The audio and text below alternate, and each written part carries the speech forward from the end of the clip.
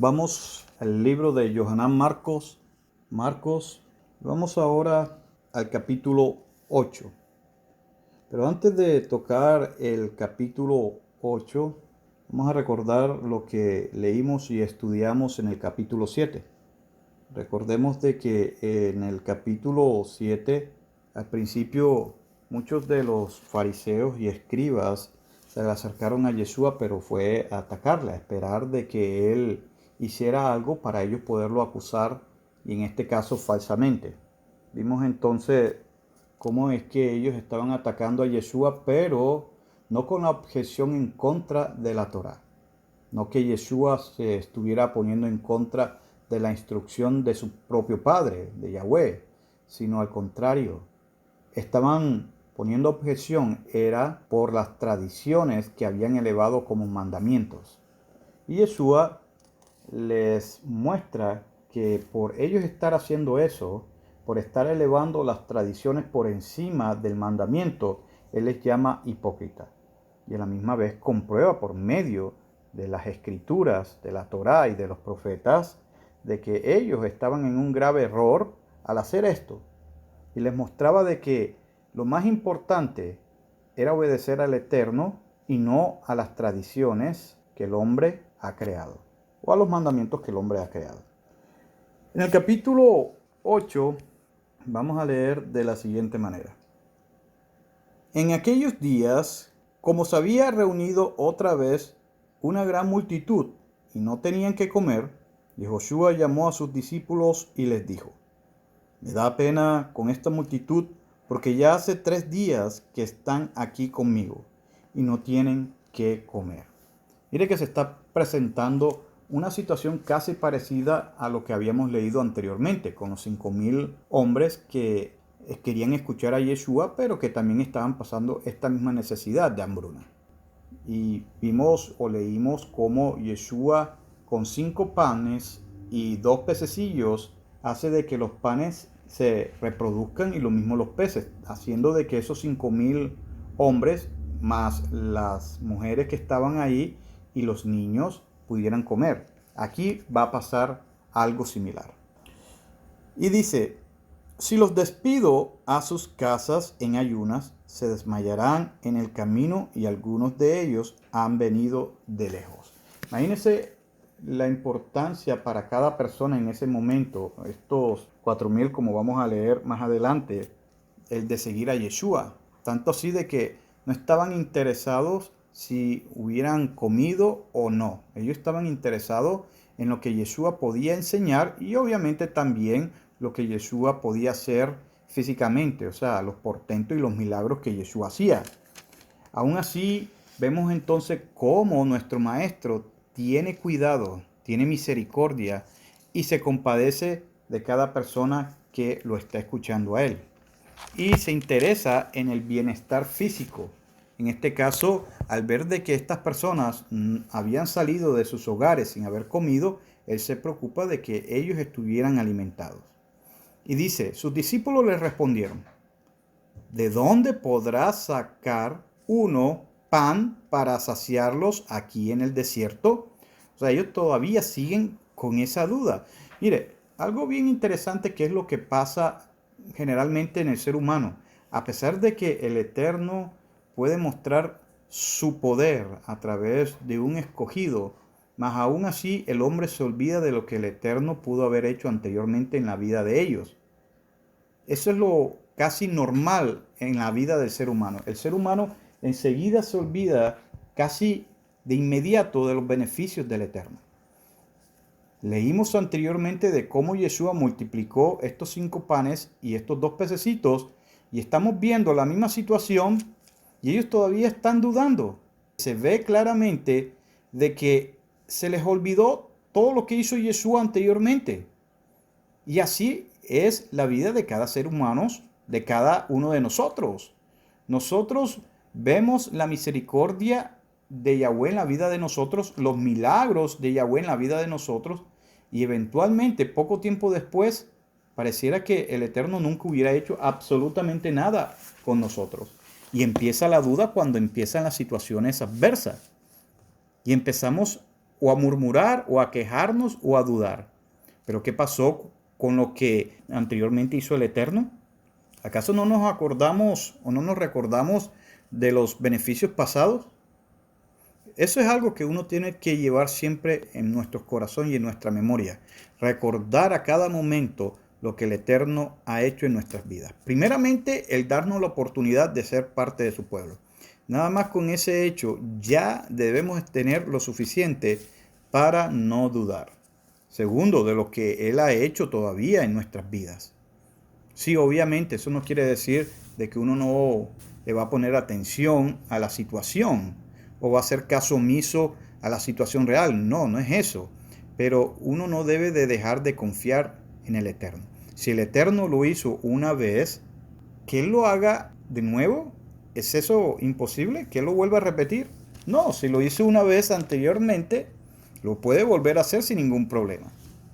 Entonces, vemos aquí cómo estos discípulos, estos estudiantes, se les había olvidado rápidamente lo que Jesús había hecho.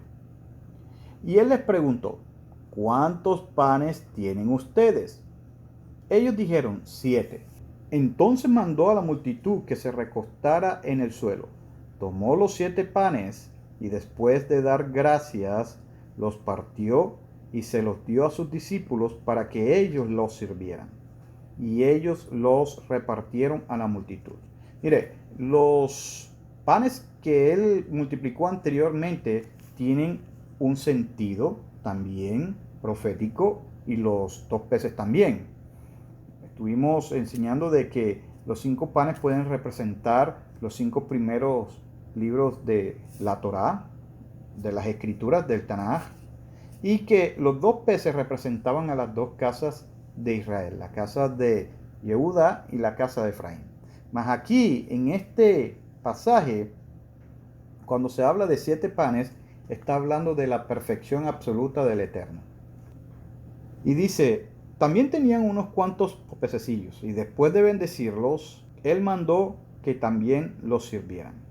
De modo que comieron y se saciaron y recogieron 7 canastas de pedazos que habían sobrado, aunque eran como 4,000.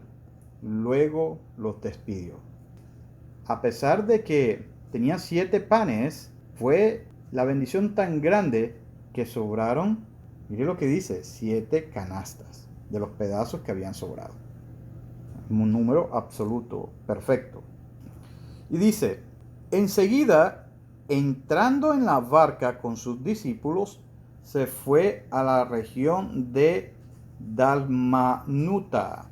Que se dice de que esta región, o en estos lugares, quedaba cerca a un lugar que se llama, o se llamaba en ese entonces Magdala.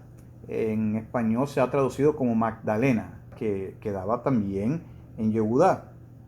Y dice, allí salieron los fariseos. Recordemos que los fariseos son esta secta del judaísmo, de judíos, que no solamente apegaban a la Torá, pero que más hacían énfasis a la tradición de los ancianos, o sea, a los mandamientos de los hombres. Y dice, y comenzaron a discutir con él, o sea, con Yeshua. Cuando dice discutir, era debatir con Yeshua. Y decía, pidiéndole una señal del cielo para probarlo. Recordemos de que la mayoría de los fariseos no estaban interesados en escuchar la enseñanza de Yeshua. No estaban interesados de saber o conocer si él era el Mesías o no. Ya habíamos visto las ocasiones en que Yeshua había enfrentado a muchos de estos líderes, o la mayoría de estos líderes, por lo cual había creado como una especie de brecha entre ese grupo religioso o esa secta del judaísmo con él. Y sobre todo porque ellos sabían que Yeshua no iba a doblar su brazo con relación a las tradiciones de los hombres. Entonces, obviamente, para que ellos no se le acabara el negocio, ellos tenían que hacer lo imposible para dejar quedar mal a Yeshua. Y esta vez no fue algo que dejaron de hacer. Siguieron, trataron todavía de seguir haciendo lo imposible de hacer quedar mal a Yeshua. Pero se les va a salir el tiro por la culata una vez más. Más aún así ellos le piden señal, pero señal del cielo. Y esto se encuentra también relacionado a un pasaje de las Escrituras que se encuentra en el libro de Matías o Mateo, capítulo 12, en el verso 38 en adelante, y en Lucas, capítulo 11, verso 16, cuando el mismo maestro le habla de que la única señal, y lo estoy parafraseando para no detenernos ahí mucho, ya que eso lo habíamos estudiado, aunque lo vamos a leer después en otra ocasión y a detallarlo con más cuidado, pero él les dice de que la única señal que él les va a dar es la señal del profeta Jonás o Jonás, que es el hecho de que Jonás estuviera en el sepulcro o en la sepultura, en el Seol, 3 días y 3 noches.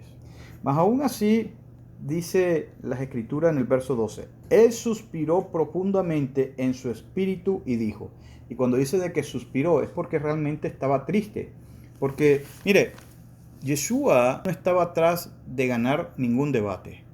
Él lo que deseaba es que la gente, los judíos, la gente de él, se pusieran de acuerdo y cambiaran sus corazones. Y cuando él hace ese suspiro es porque él se siente triste que esta gente todavía siga en ese pensamiento, que no cambien su mente, que no cambien sus corazones. Yo creo que cuando una persona que es sincera en la enseñanza, que es sincera en el que la gente conozca verdaderamente al Eterno, lo mejor que puede desear es que las personas cambien sus vidas, que las personas sean transformadas, que las personas puedan mostrar ese cambio, que se vea ese cambio para el bienestar de la persona y de su familia, obviamente, y de otros alrededor. Y el maestro, igual como otras personas que son sinceras en la enseñanza, estaba preocupado por ello. Estaba preocupado de que las personas realmente cambiaran sus vidas. Pero estos fariseos querían continuar con su negocio. No querían cambiar. Entonces él se siente triste y por eso es ese suspiro. Pero cuando él hace ese suspiro de tristeza, obviamente él tiene que sacar una respuesta fuerte. Porque no hay tal cosa del deseo de una persona de que otros cambien para bien de esas personas, pero uno quedarse callado y no decir nada. Uno tiene que decir las cosas como deben de ser, no gritando, pero sí diciendo las cosas firmemente y directas. Y el que las tomó y pudo haberle hecho algo en su mente y en su corazón, bendito sea el Eterno. Si no, de malas. Es triste, pero de malas. Y dice aquí que el maestro dijo, ¿por qué pide una señal esta generación? En verdad les digo que a esta generación no se le dará ninguna señal. Y sigue el pasaje en adelante que yo les había dicho en Mateo capítulo 12, el verso 38 en adelante, y Lucas capítulo 11, verso 16 en adelante, especialmente el 29. Y dice, y dejándolos, volvió a abordar el barco y cruzó a la otra orilla. Después dice, ellos se habían olvidado de llevar panes y no tenían consigo en el barco más que un solo pan. Y noten esto ya lo habíamos estudiado, pero noten bien esto. Yeshua va a utilizar una parábola, va a utilizar un objeto para ponerle un ejemplo o una enseñanza que uno no puede tomar a lo literal, sino que se puede utilizar para sacar una enseñanza. Recordemos que las parábolas son eso, son enseñanzas que se puede tomar en base de un objeto, sea un objeto inanimado, sea un objeto vivo, sea una fruta, un animal, etc. Y Yeshua va a utilizar algo de la vida real, inanimado, para traerle una enseñanza a sus discípulos. Pero miren lo que ellos van a hacer. Y dice, y les encargó diciendo, miren, tengan cuidado con la levadura de los fariseos y con las levaduras de Oredos o Herodes. Les digo esto porque tristemente se ha tomado esto para decir de que la levadura en todos los sentidos es malo. Y eso no es verdad. La levadura no es que sea mala.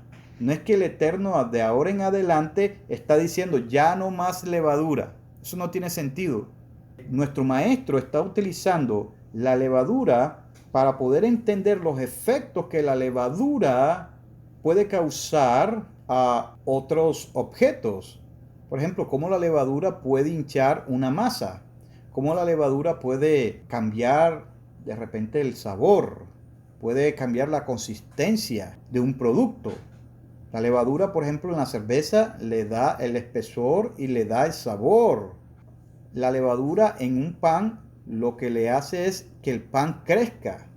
Entonces, Yeshua, con ese ejemplo, con esa parábola, le está haciendo ver de que así como la levadura puede cambiar el aspecto o puede alterar el aspecto de un producto, así de igual forma, él toma ese ejemplo para decirles a ellos, tengan cuidado con la enseñanza o con lo que dicen los fariseos y los herodianos o Herodes. Tengan cuidado. O sea, él pone dos básicamente aspectos de la vida general, lo que es la religión y la política. ¿Por qué? Porque los fariseos era la parte religiosa, eran los que enseñaban al pueblo, y Herodes era la parte política del pueblo. Entonces el maestro dice, tengan cuidado con eso. Uno no puede inmiscuirse muy dogmáticamente a lo que es la política. Y en la religión, de igual forma, uno tiene que tener cuidado. ¿Por qué? Porque la religión es bastante sigilosa. O sea, sin darse uno cuenta, ya está metido en unos aspectos dogmáticos, doctrinales, que en vez de acercarnos al Eterno, nos apartan. Y lo penoso del caso es que esas son las cosas que queremos hacer más énfasis. Porque el ser humano es así. Pero con relación a la palabra, no la tenemos en cuenta. Y no queremos que nuestras vidas sean transformadas o cambiadas por la misma palabra, sino que queremos seguir dogmas, doctrinas de humanos. Y Yeshua les dice, tengan cuidado con la levadura. Cuando él dice levadura, no está hablando físicamente o literalmente, sino que está haciendo una comparación o un paralelismo con la enseñanza o los dichos de los fariseos y el pensamiento político de los herodianos con la levadura. De cómo así la levadura afecta un producto, así también va a afectar la doctrina equivocada y el pensamiento político dogmático también. Yeshua le dice a ellos, tengan cuidado. Pero ellos no entienden eso. Y mire lo que dicen. Ellos discutían unos con otros porque no tenían pan. Ellos pensaban que el asunto era el pan, que Yeshua le estaba hablando de pan. Como Yehoshua se dio cuenta, o sea, cuando Yehoshua los vio discutiendo con algo que no tenía nada que ver, y por eso les digo que esto no tiene que ver con la levadura.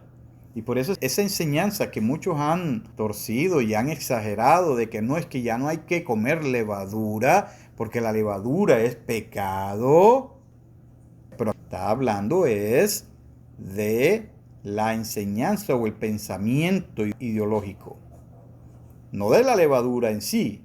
¿Cómo que la levadura es pecado? ¿Dónde en las escrituras dice que la levadura es pecado? En ningún lado. Eso ya es invento de personas que no tienen nada que hacer, que quieren ya involucrar a la gente en otros pensamientos, o más bien hacerle ver o mostrar a la gente sensacionalismo para distraerla. Pero no hay por ningún lado en las escrituras, el Tanaj, ni en las escrituras nazarenas, que diga que la levadura físicamente, literalmente es pecado, sino que está poniendo este ejemplo. Y tanto así que Yehoshua se enoja con ellos por esa misma también razonamiento torcido que ellos tenían. Falta de entendimiento. Y Yehoshua les dice, ¿por qué discuten? ¿Por qué no tienen pan? ¿Todavía no entiende ni comprenden? ¿Tienen su corazón embotado? O sea, Yeshua les dice, ¿en qué mundo andan? No estoy hablando de la levadura física, básicamente. Él está diciendo. Mire lo que le dice. ¿Tienen ojos? ¿No ven? Y teniendo oídos, ¿no oyen? ¿No se acuerdan? Y eso lo dice el profeta Isaías en el capítulo 6, verso 9 en adelante. y el profeta Jeremías en el capítulo 5, verso 21, y el profeta Ezequiel, capítulo 12, verso 2, que dice la misma cosa con relación al pueblo, que tienen ojos, no ven, y teniendo oídos, no oyen. Y dice, cuando partí los 5 panes entre 5,000, o sea, les recuerda esa ocasión de los 5,000, ¿cuántas canastas llenas de pedazos recogieron ustedes? Ellos dijeron, 12. Y cuando repartí los 7 panes entre los 4,000, ¿cuántas canastas llenas de pedazos recogieron? Ellos dijeron, 7.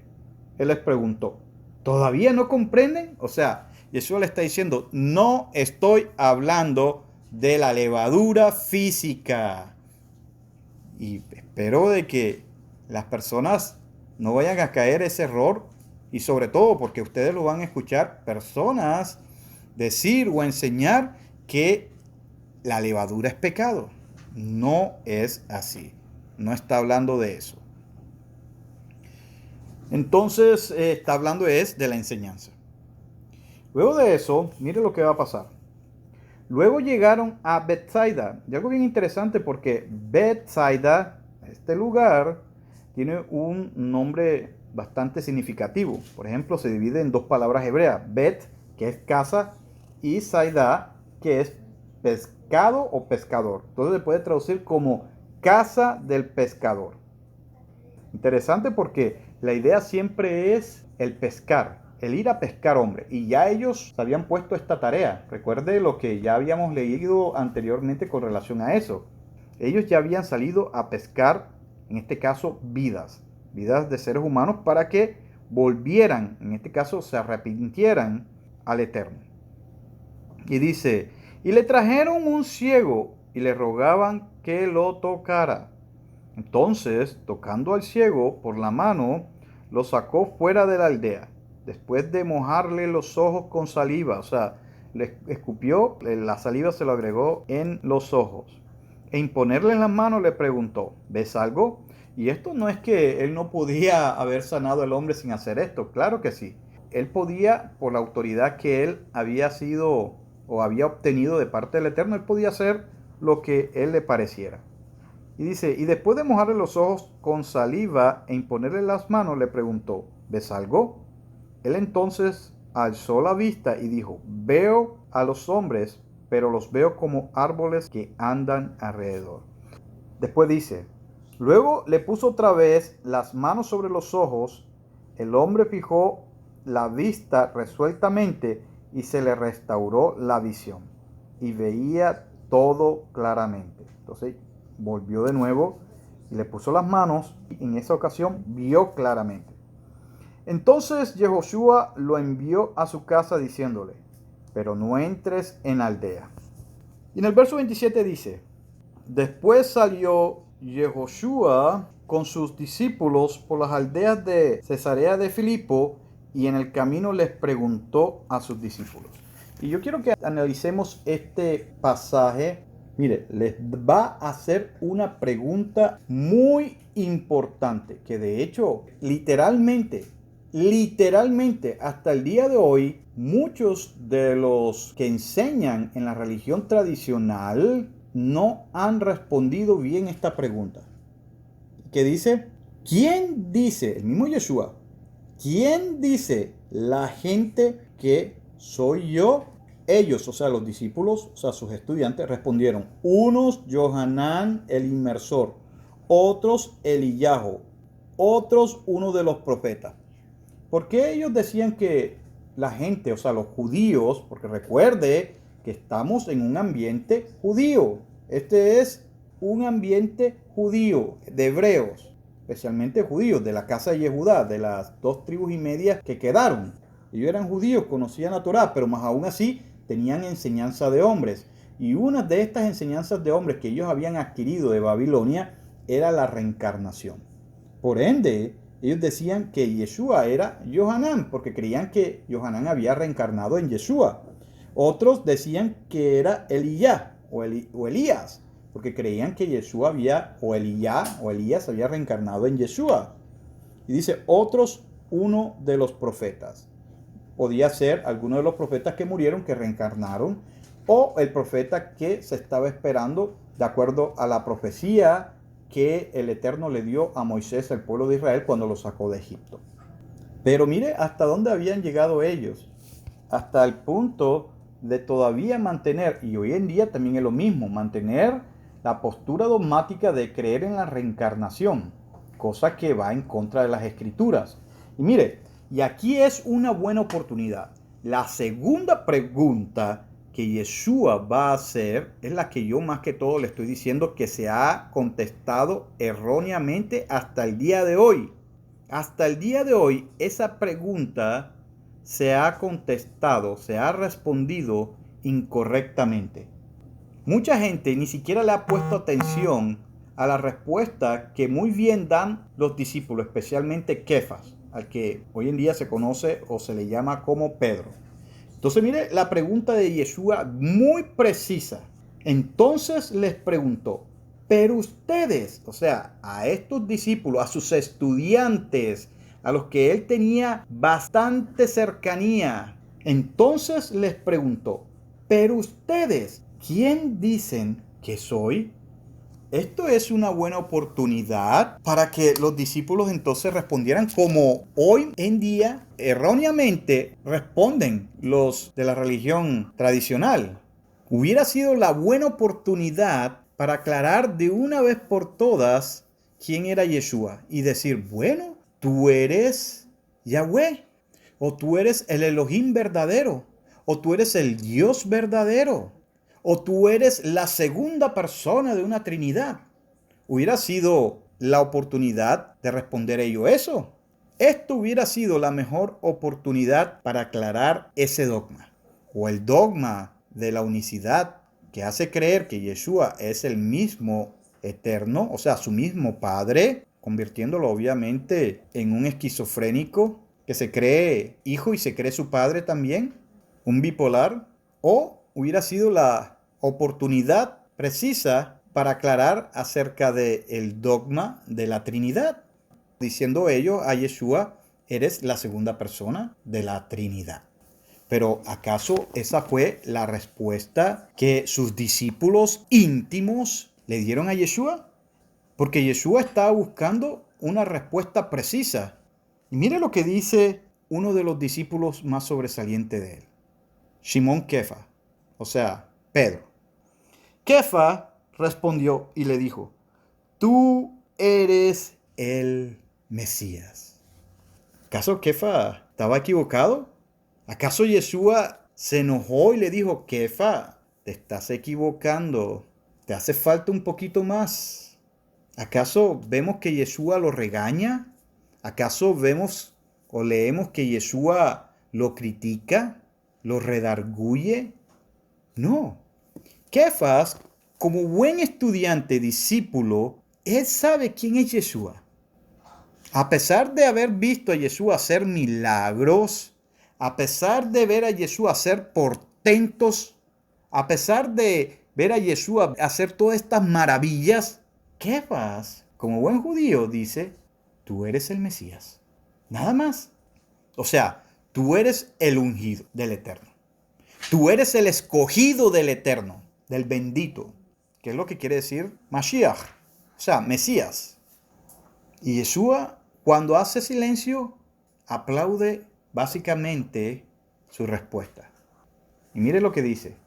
Él les encargó enérgicamente que no le hablaran a nadie acerca de él. ¿Por qué? Porque eso ya lo habíamos compartido un poco en una ocasión.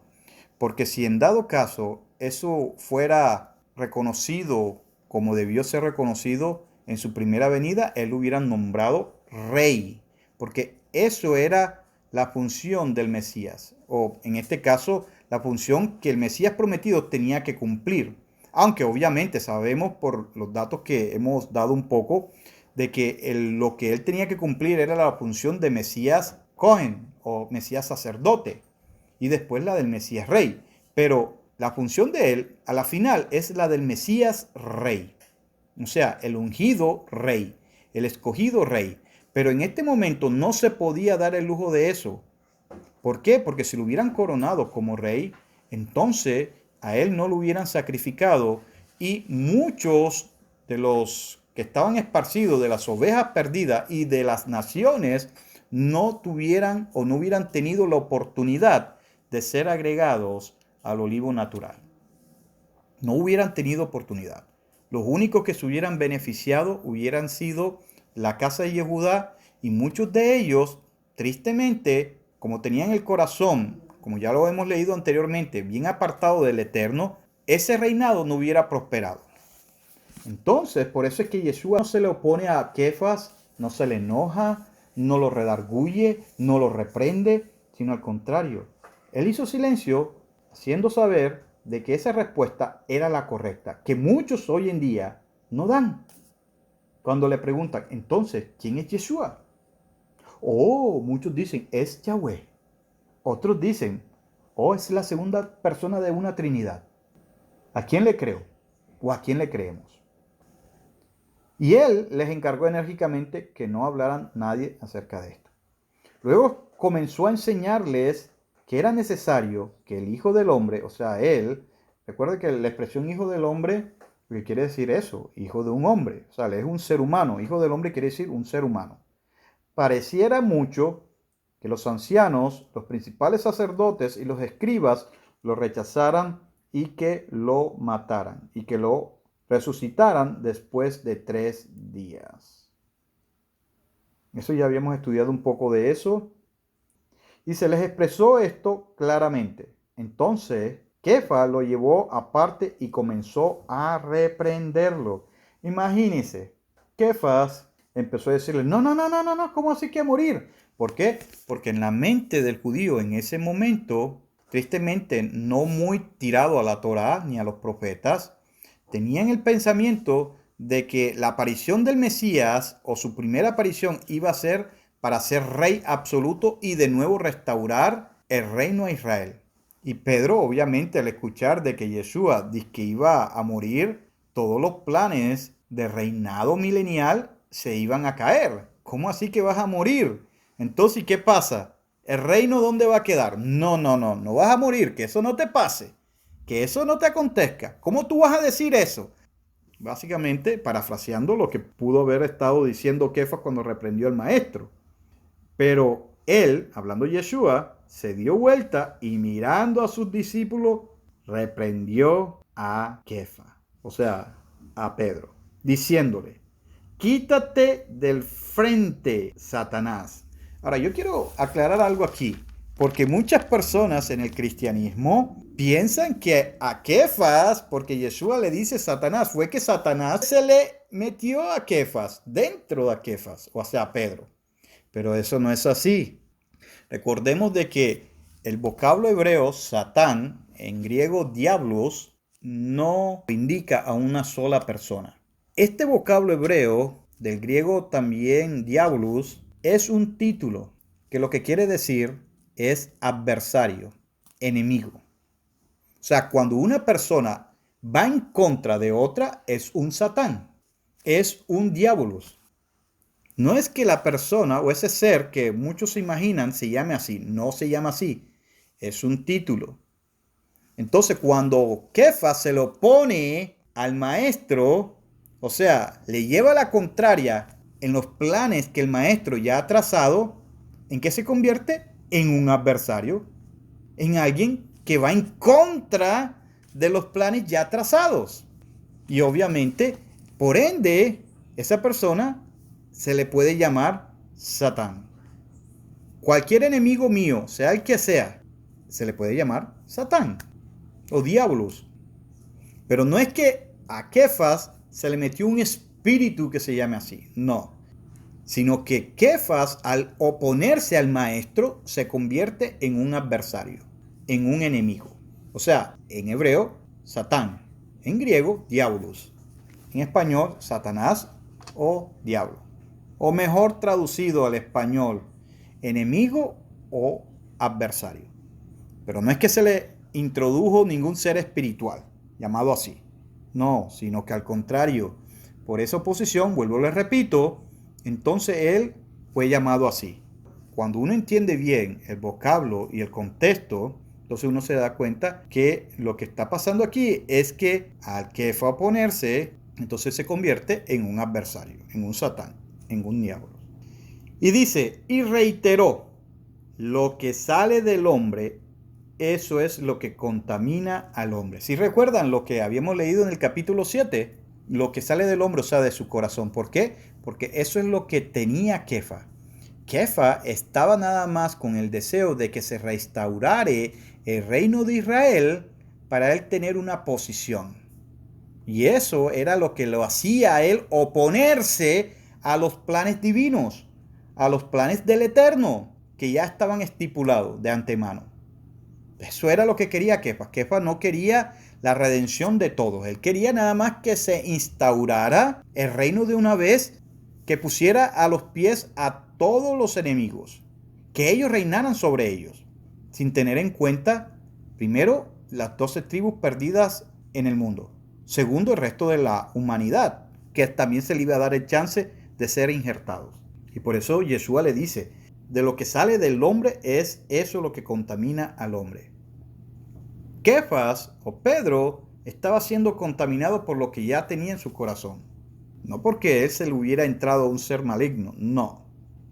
Y dice más adelante, pero él se dio vuelta y mirando a sus discípulos reprendió a Kefas diciéndole, quítame del frente adversario, o sea, Satán, porque no piensa en las cosas de Elohim, sino en las de los hombres. O sea, volvemos de nuevo al asunto. Kefas estaba pensando era en el reino ya. No le importaba la salvación de las demás tribus perdidas diseminadas entre las naciones, mucho menos de los gentiles. Entonces llamó a la gente juntamente con sus discípulos y les dijo, y mire, y aquí es donde uno tiene que abrir su corazón, porque el mensaje central de las escrituras que tienen que ver con el reino duradero tiene que ver con esto. Dice, porque el que quiera salvar su vida, la perderá. Pero el que la pierda, o sea, el que pierda su vida por causa de mí y de la buena noticia, o sea, lo que se conoce en griego, transliterado al español, evangelión, evangelio, la salvará. Presta atención a esta ecuación, mejor dicho. Que la forma de nosotros ganar la vida es perder esta.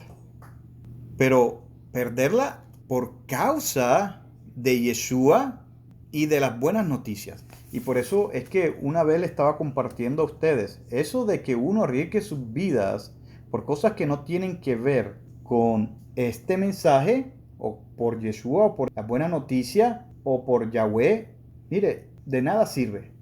Pero cuando uno arriesga su vida por causa del mensaje del Eterno, eso sí que es valedero. Y Yeshua decía, mire, la cuestión es del corazón. Lo que hay en mi corazón, eso es lo que va a salir. Si en mi corazón está el deseo del Padre, lo que el Padre quiere que se haga, mire, el reino va a ser duradero. Pero si mi deseo o lo que hay en mi corazón es mi propio deseo, el reino no va a durar mucho. Entonces, cuando uno pierde la vida por causa de Yeshua y de su mensaje, entonces uno la ha ganado. Uno tiene la entrada al mundo venidero. Y si en dado caso uno llega a perder la vida ya por mucho tiempo, por vejez, pero uno se mantiene en el mensaje, también la ha ganado. Recuerdo lo que dice el mismo discípulo o estudiante Pablo. Dice que el morir para él es ganancia. Entonces, ganancia, ¿por qué? Siempre y cuando permanezcamos en la fe de nuestro Maestro Yeshua. Pero yo también quiero resaltar algo. Aquí en esta versión, como otras versiones también de las escrituras en español, traducen aquí vida. O sea, desde el verso 35 al verso 37, la mayoría de las traducciones en español o de las versiones en español traducen en estos tres pasajes siempre la palabra griega que ahorita les voy a mencionar como vida. La traducen en estas versiones conocidas como la Reina Valera, en la versión internacional y otras más en español como vida. Pero resulta que esta palabra vida que no está incorrecta, al contrario, está bien traducida, viene de la palabra griega sige.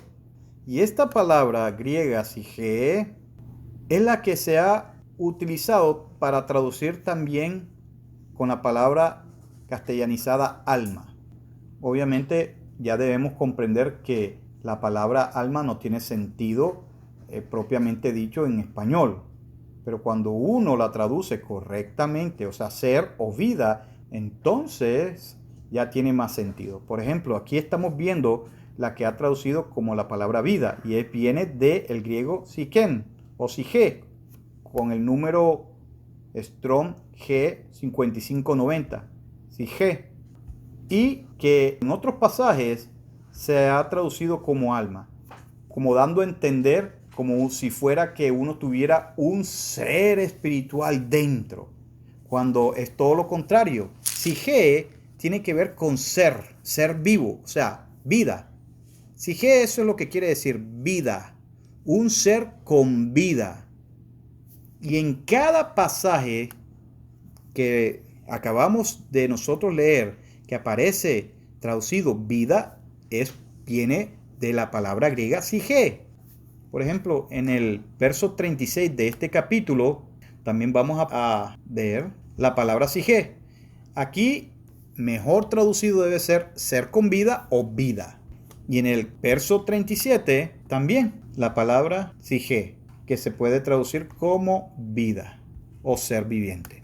Entonces, volviendo de nuevo a la lectura, traduciéndolo como debe de ser, podemos leer también, porque el que quiera salvar su ser vivo, pero el que pierde su ser, por causa de mí y de la buena noticia, la salvará.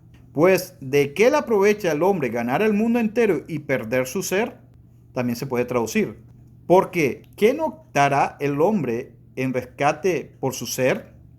Volviendo de nuevo a la explicación que estaba dando anteriormente, que uno tiene que hacer la voluntad o la buena voluntad de nuestro Padre, es esto, que uno debe de renunciar a todo deseo terrenal. Y yo no estoy diciendo de que los deseos sean malos, pero cuando el deseo se opone a lo que el Eterno ya dice, cuando se opone al mandamiento, cuando se opone a lo que el Eterno ya tiene planeado, por ejemplo, mire Kefa. Yeshua le dice lo que tenía que ocurrirle a él, pues ya estaba diseñado por el Eterno así en las Escrituras, y Kefa se lo puso. Entonces, aunque Kefas o el deseo de Kefas pareciera bueno, y sí, el deseo era bueno, vamos a restaurar el reino de Israel, no hay nada de malo, pero eso va en contra de los designios del Eterno. Y sabemos nosotros el porqué ya. Entonces uno tiene que renunciar a todo deseo terrenal. Uno tiene básicamente que dejar atrás lo que el mundo nos ofrece. Tratar lo que más se pueda de que eso que el mundo nos ofrece y que más atañe nuestra relación con el Eterno, dejarlo a un lado y someternos a la voluntad del Eterno. Y eso no ocurre de la noche a la mañana, pero uno tiene que dar los pasos para ir cambiando eso. Y Yeshua les dice después, pues el que se avergüence de mí y de mis palabras en esta generación adúltera y pecadora, el Hijo del Hombre se avergonzará también de él cuando venga en la gloria de su Padre con los santos mensajeros. Y aquí hay varias cosas encerradas que vamos a desmenuzar también. Primero que todo, Yeshua está diciendo, aquel que se avergüence de mí. ¿Sabían ustedes que en el mundo mesiánico se ha corrido o se está corriendo el riesgo de que muchas personas renuncien a la fe en Yeshua como Mesías de Israel? Hay muchas personas en el mesianismo que una vez fueron cristianos católicos, después cristianos evangélicos, después mesiánicos, que hoy en día han renunciado a creer en Yeshua como Mesías.